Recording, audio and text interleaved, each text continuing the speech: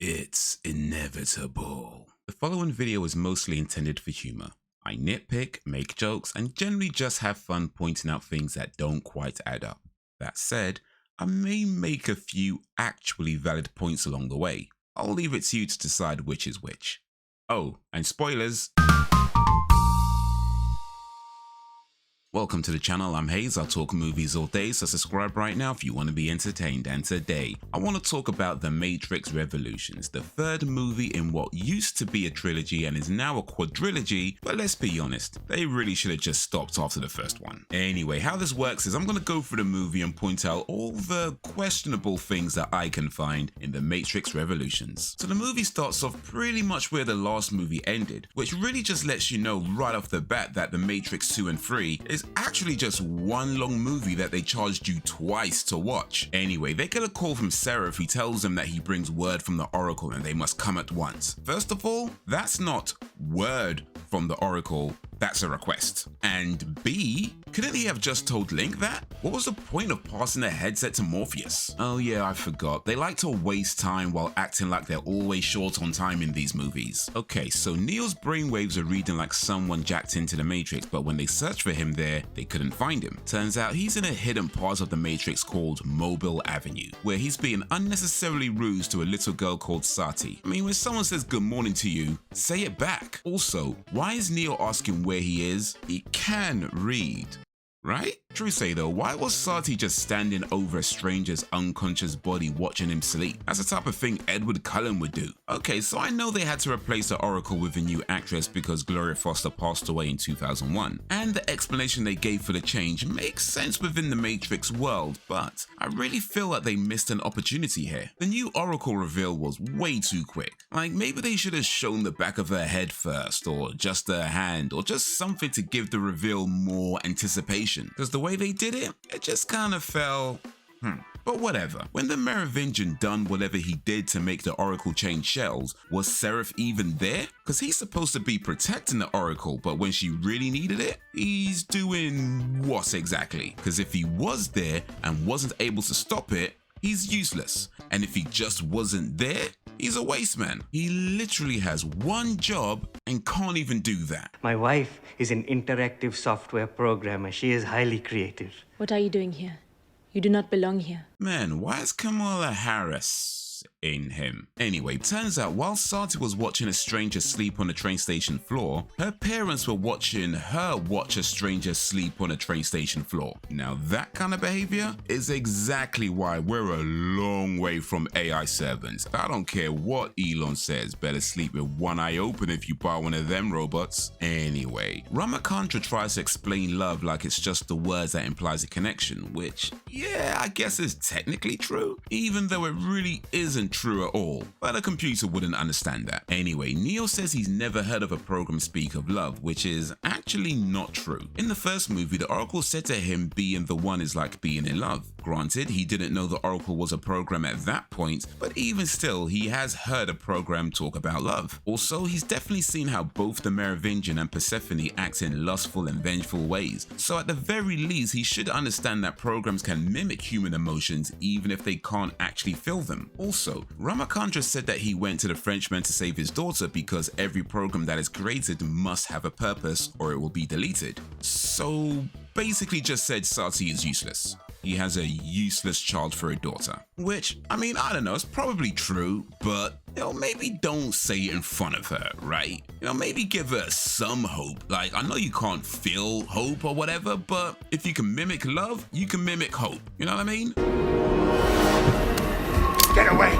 Get away from me! We don't want trouble. So what exactly was their plan here? They have to get to Neo before the train man finds him at the train station, but they need the train man to get to the train station, knowing that the train man works for the Merovingian and knowing that the Merovingian has placed a bounty on their heads. Why do they think they can just walk up to the train man in plain view? Like, what did they think was gonna happen? That you'd all just sit down and have a chat? Also, he shot once, but hit 2 pillars. Also, that third shot made a sound, but nothing actually came out. So Ramachandra wouldn't know this, but in Matrix 2, when Kid asks if he can carry Neo's bags, Neo said no. Now, Neo is asking to carry Ramachandra's bag, and he should have definitely said no too. This guy's got enough issues dealing with the Merovingian and his creepy, useless daughter. You really want to add Neo and all his BS on top of that as well? And when the train man inevitably didn't let Neo on the train, Neo was still holding the bag. What if that's the bag they keep their antivirus software in? How are they going to scan for bugs? And you can easily pick up bugs when getting smuggled into places. I'm just saying, Neo imposed his problems on this family that had been nothing but kind to him. Well, actually, to be fair, Kamala was pretty rude, so I hope that bag had Kamala's end-user license agreement in it. Also, this trainman guy talking about how down here he's God, that really don't mean nothing when he's clearly the Merovingian's bitch. This guy can beat Neo, the chosen one, but you want to be a bitch for the Merovingian? Are you dizzy blood? I mean, the Merovingian is living it up large while the trainman looks like he ain't washed since the first Matrix was built. The math ain't mathing.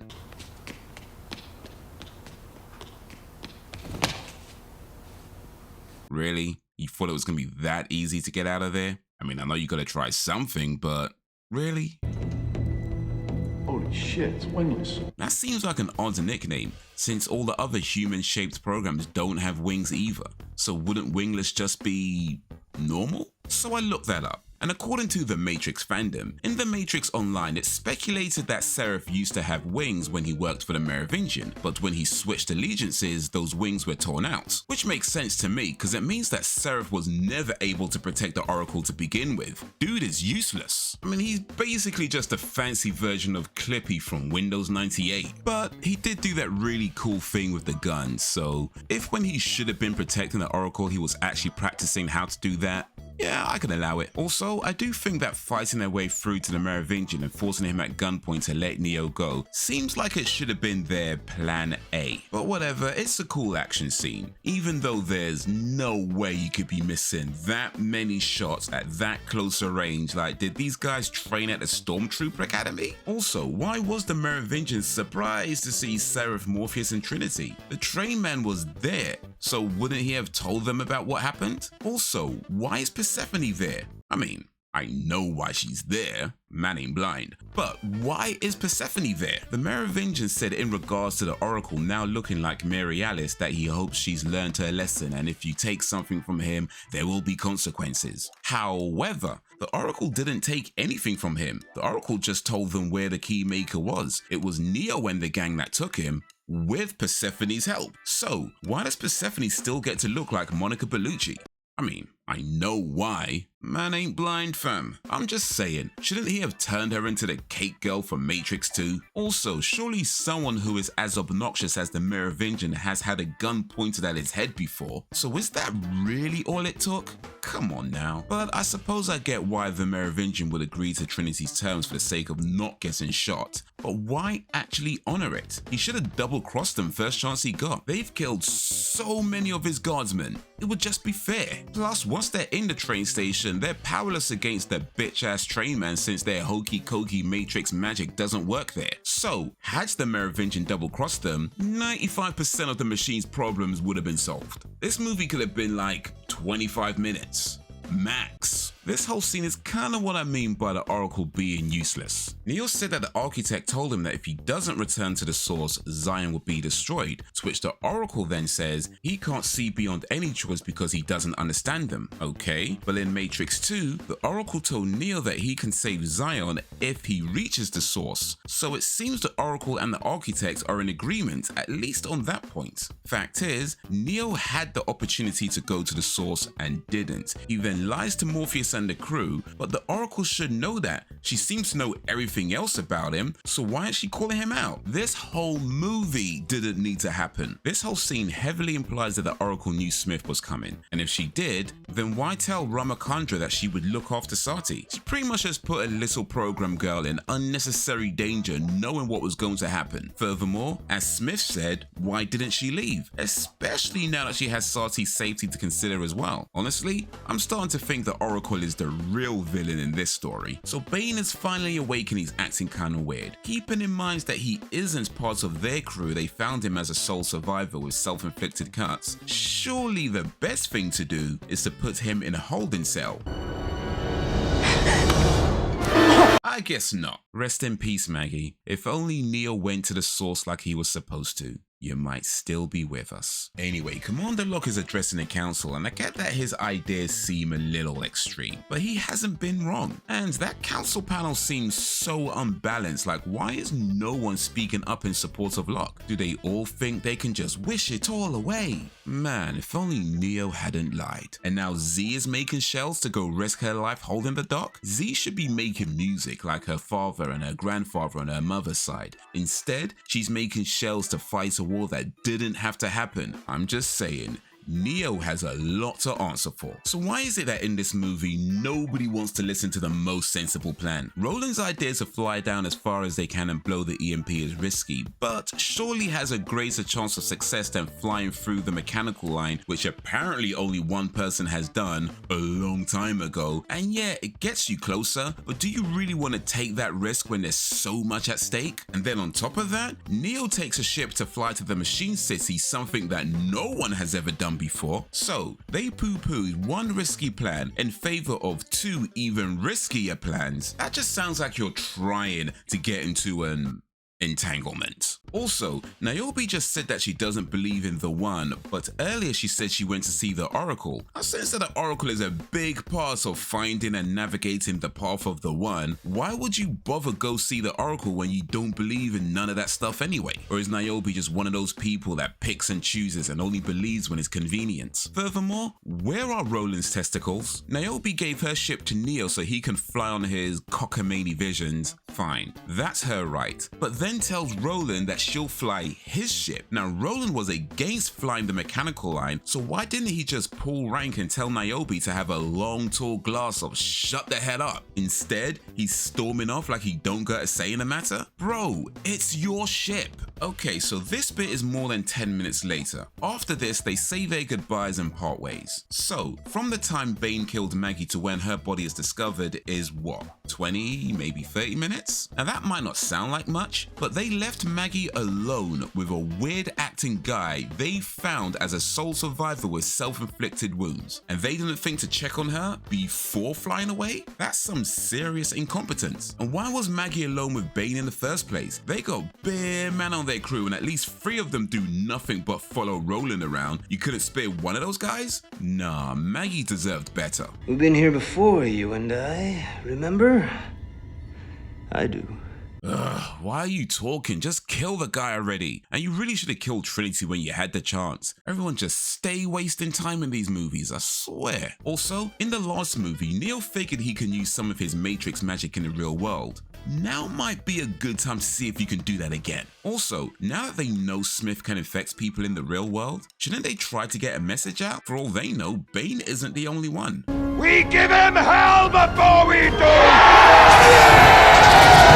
That's a cool speech and all, but who designed these mech suits to have next to no protection from the front? That seems like a horrible idea. Oh, really? Niobe's unnecessarily risky plan attracted lots of unwanted attention. I'm so surprised right now. This is a really cool scene though, and that massive swarm of sentinels to this day still looks pretty impressive. But why don't the bullet runners have any kind of body armor? From the soldiers not protecting their front to these guys not protecting anything, they're really just out here trying to operate on luck, huh? Well, anyone who dies, their blood is on Neo's hands. And speaking of death, I was wondering if Captain Mifune was named after Toshiro Mifune, and considering the way they killed him off, I'm guessing he was. Also, during that whole Sentinel attack, the APU wasn't damaged at all. I mean, not even the seatbelts got ripped. Now, if the APU can withstand that attack, they really should have had front armor. There's no excuses. Anyway, I get that these guys are absolute bozos for blowing an EMP inside their base and taking out everything including their own defenses, but Locke knew they were likely to do that. So why did he order the gate to be opened? Should have made them wait outside like nobody's home. Furthermore, where are Roland's testicles? His plan would have meant that when they blew the EMP they would have been further away, so they might not have taken out as many sentinels, but they definitely wouldn't have destroyed their own defenses either.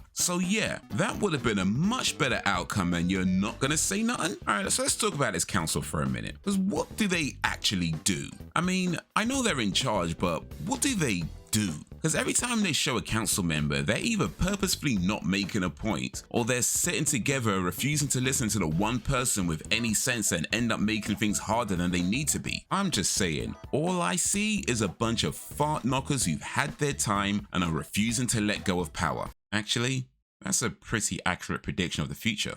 As long as there is a single breath in his body, he will not give up. And neither can we. Yeah, nice speech. Would have been better if Neo hadn't lied though. You've already shown me so much. I can't go with you, Neo. It's all right. Now you have to do the rest. Yes, you can.